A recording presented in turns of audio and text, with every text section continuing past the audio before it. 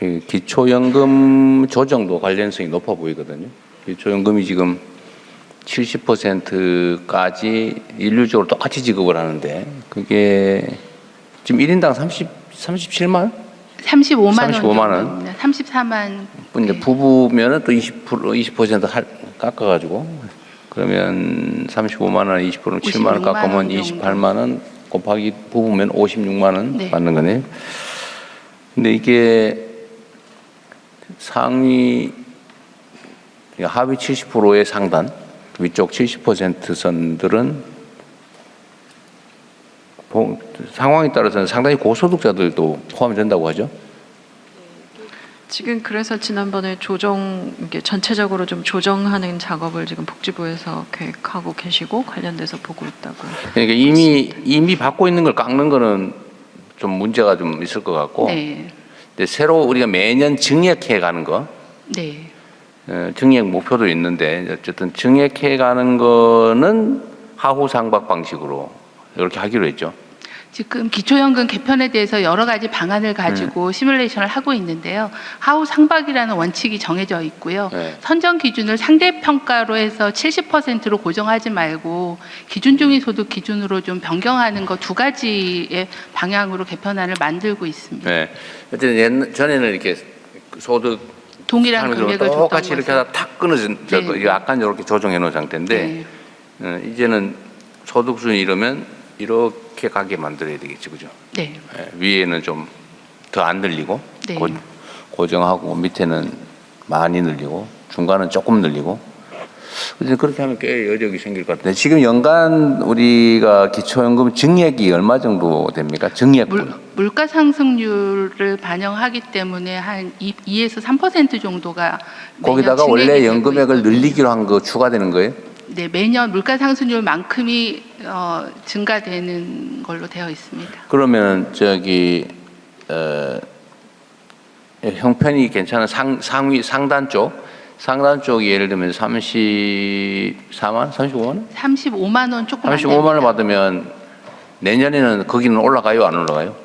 지금 제도로 하면 똑같이 한 2.1% 정도 물가 상승률이 반영된 동일한 금액이 70%에게 지급이 됩니다. 똑같이 가는데 네네. 그럼 내년에는 상단에 해당되는 건 기본적으로 제로에 수렴하는 네, 유지하고 증액이 제로에 수렴하는 거고 아래쪽은 3만 원이 아니라 한 5만 원 올라갈 수도 있고 저 네, 아래쪽 네. 그렇게 한다는 거죠. 그러니까 하우 상박을 어떻게 설계하느냐에 대해서 다양한 방식을 가지고 현재 부처 내에서 논의를 하고 있습니다. 그리고 70%에 누가 들어갈 것이냐. 네. 저희가 매년 그 선정 기준액을 그래서 70%에 그 맞게끔 맞추고 있습니다. 빠지거나 들어가거나가 왔다 갔다 해서 이 사람은 떨어지고 네. 떨어진 사람 대신에 누군가 들어가고 네, 그렇습니다. 또 누가 들어가는 대신에 누군가 떨어지고 이렇게 되는 거죠. 네, 상대적으로 70%를 선정하게 70%니까 됩니다. 그 변동이 있을 거고 그러면 그게 연간으로 예를 들면 대상자였다가 대상자에서 제외되는 사람이 평균적으로 있을 것 같은데 몇 명쯤 돼요? 그렇게 변동폭이 크지는 않습니다. 근데 소득하고 재산의 변동이 있으면 그러니까 그게 당연히 몇 명쯤 반영이 되냐고요? 됩니다. 제가 아는 사람. 탈락자와 신규자의 규모를 아무나 얘기하세요. 복지부 연금정책관 답변드리겠습니다. 매월 단위로도 이렇게 움직이는데요. 그렇게 연간으로 한 4, 5만 명 정도가 탈락하고 다시 들어오고 이런 구조입니다. 네. 4, 5만 명 중에서 들어가는 사람이 한 2만에서 2만 5천 나오는 사람이 2만에서 2만 5천 그런 거예요? 아닙니다. 탈락자가 그렇고 또 이렇게 들어오는 그 사람들도 정도가 그 4, 5만 명이 들어가고 4, 5만 명이 네네. 떨어진다. 네. 그 떨어진 사람 막 엄청 불만일 텐데. 월간으로 변동이 그렇게 되는 겁니까? 연간입니다. 네, 연간이겠지. 월간 단위로 이렇게 계속 변동이 월간 단위로 일어나고 변동을 하는데 네. 매월 한 번씩 변동을 시키는데 연간 4, 5만 연간 명 그렇다고 정도가 했습니다. 탈락하고 4, 5만 명 정도 새로 들어간다. 네, 맞습니다. 그래서 상위에서 그러겠죠. 맨날 그렇게 4, 5만 명이 들어가고 나가고 한다면 좀 여지가 좀 있네요.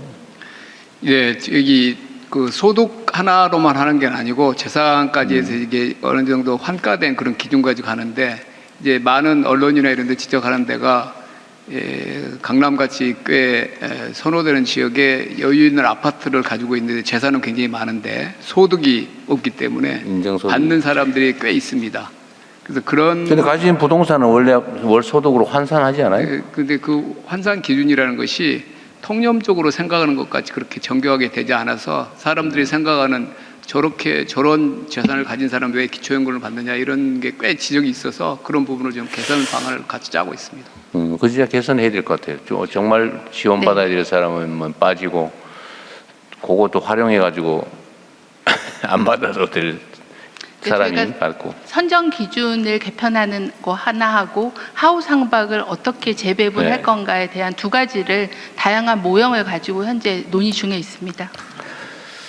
여기 네. 말씀하신 것 같이 기준을 정하면 그 이제 경계선에서 왔다 갔다 할 수는 있는데 그게 매월 기준으로 하는 것이 사실 그게 어떤지 연 단위로 기준을 조금 정교하게 하면 연 단위로 조정하는 게 낫지 어떤 달에는 포함됐다 안 됐다 하는 게 사람들에게는 어떤 그건 뭐 나중에 점검을 근데 이제 해보시면 만으로 나름 65세에 진입하시는 어르신들이 생애 기준으로 진입을 하시기 때문에 매번 새로 진입자들에 대한 평가, 신청 평가가 진행이 되고 있습니다.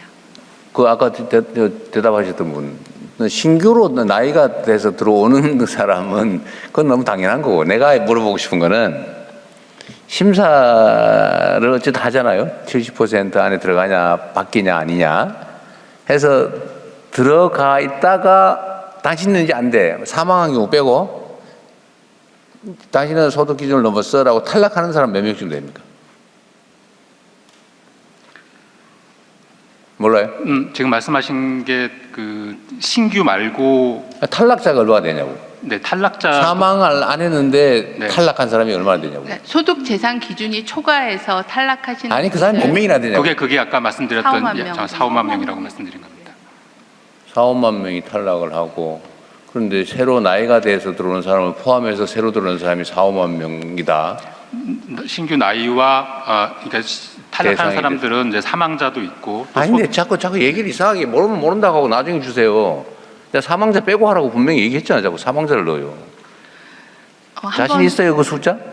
내가 좀 이상해서 그래 그게. 그러니까 매년 변동을 사유에 따라서 어느 정도 규모로 변동하는지 통계를 확인해서 별도로 보고드리겠습니다. 대충이라도 알면 되지 뭐 아무렇게 얘기하면 안 되죠. 탈락자 그러니까 재산 평가가 변동이 돼서 탈락하는 사람 죽으면 당연히 대상이 제외지. 이거는 하나 말하는 소리고 사망한 게 아닌데 재산 상황이 변동이 돼서 나이로는 대상이 될 수 있는데 떨어진 사람이 몇 명쯤 될까 대충 4, 5만 명 뭐 그렇다 치고요. 그러면 이제 매년 나이가 한 살이 더 붙어가지고 네, 인구 비율로는 70% 아니에요 자고간에. 네, 그런데 노인의 몇 살부터 시작이죠? 65세입니다. 64세에서 65세가 되는 사람이 아마도 한 4, 50만 명 되지 않아요? 근데 그 중에 4, 50만 명의 70%면 28만 명이 새로 대상이 될 수 있는데 네. 근데 4, 5만 명이 늘어난다고? 그 말이 안 되잖아요, 그게. 그러니까 대통령님 사회복지정책실장입니다. 지금 그 4, 5만 명이라는 거는 그 신규가 아니고 이미 들어와 있는 그러니까, 분들 말이 왔다 중에서 갔다 해. 예. 그 보통 소득 재산이 변동되기 매월 그걸 조사를 합니다. 그때 그 이미 들어와 있는 분들 중에서도 1년치를 보면은 4, 5만 명이 탈락된다는 그런 말씀입니다. 그러니까 근데 뭐 그게 뭐 신규자까지 막 얘기 넣었다 뺐다 하니까 말이 이상해져서 내가 그러잖아요. 4, 5만 명 정도의 변동이 들어가고 나오고 간다. 원래는 신규자가 늘어나고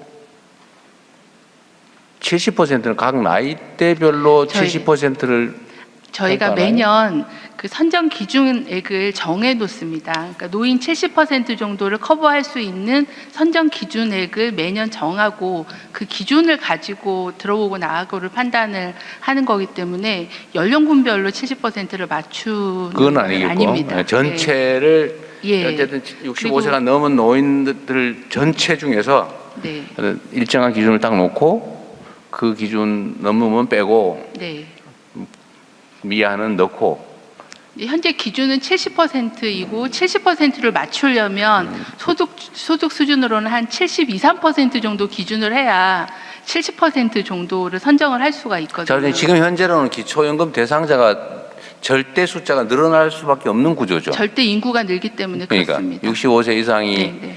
늘어나는 만큼 줄어들지 않을 테니까 계속 총량이 늘어나는 거죠.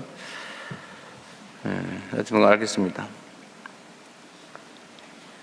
어쨌든 노인 빈곤을 완화하기 위한 상위 70%에 올라가면 70% 중에 상위는 사실 노인 빈곤 대상은 전혀 아닐 네네. 테고 보통 노인 빈곤 노인으로 분류하는 적절한 선이 있을 텐데 네, 거기는 중위소득의 50%. 중위소득 50%면 인구 기준으로 하면 하위 몇 %쯤 됩니까? 절대 빈곤자는 절대 대충 빈곤자 한 20%, 30%, 40%? 한 40%. 네. 그 정도? 지금 저희가 이번에 그 OECD가 발표하는 통계에는 66세를 기준으로 국제 기준을 네. 냈는데요. 그게 40%였다가 30%대로 좀 낮아지기는 했습니다. 지금 이제 네, 노인 네. 빈곤 인구가 네, 상대적 어쨌든 빈곤은 아주 미세하게 계속 낮아지고 있는. 30% 줄어 내려가지고 있던데 35.9%로 낮춰졌습니다. 35.9 네, 35.9%로 낮아졌습니다. 노인 인구 중에서 하위 35.9%가 빈곤 인구로 빈곤 인구에 해당된다. 네. 40% 되었는데 35.9%로 감소를 했습니다. 그 35%에 대한 지원액은 절대 빈곤을 벗어나기 위해서는 뭐 어쨌든 한참 더 네. 지급의 지원액을 늘려야 되는 상황이네요. 대통령님 말씀 주신 대로 자살자의 노인 자살률이 연령대별 자살률에서는 가장 높습니다. 이제 거기에는 빈곤도 있고 질병도 있어서 기초연금이나 노인 일자리가 도입되면서 경제적인 이유로 인한 자살이 좀 감소했고요. 그리고 최근에 이제 통합돌봄을 도입하게 되면 돌봄 서비스가 같이 제공되기 때문에 사회적 고립이나 이런 방치 부분이 좀 줄어서 그런 부분들이 자살을 줄이는 데 도움이 될 거라고 생각합니다. 그러겠네요. 어쨌든 그 문제도 있고 청년 자살은 주 원인이 뭐예요? 청소년인 경우에는 주로 그 학업에 학업. 대한 스트레스 또는 이제 왕따 같은 그런 사회적 고립 문제, 또 SNS에 대한 중독 이런 다양한 그런 정서적인 문제. 제일 이런 많은 것들이, 거는 예. 제일 많은 게 지금 그거는 이제 아마 뭐 그런 인간 관계 위기에서 오는 거가 많을 거라고 생각하는데요. 올해 저희가 교육부랑 학업 이유가 제일 큰 것 같다 여전히. 예, 관계에서 오는 위기가 관계 많을 것 위기. 같습니다. 예, 그래서 올해 저희가 교육부랑 청소년 심리 부검을 처음으로 도입을 합니다. 그래서 심층적으로 어떤 원인이 네. 자살에 이르렀는가에 대한 분석을 좀 해서 데이터 기반으로 네. 대책을 만들도록 하겠습니다. 지금까지는 그 소위 심리 부검. 심리 부검을 지금까지는 많이 안 했나 보죠? 성인들을 대상으로 해서 한 1,600명 정도 매년 하고 있는데요.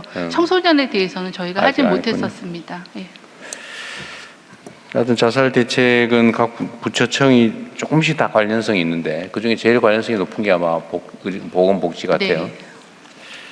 잘 챙겨 주시기를 바라고요.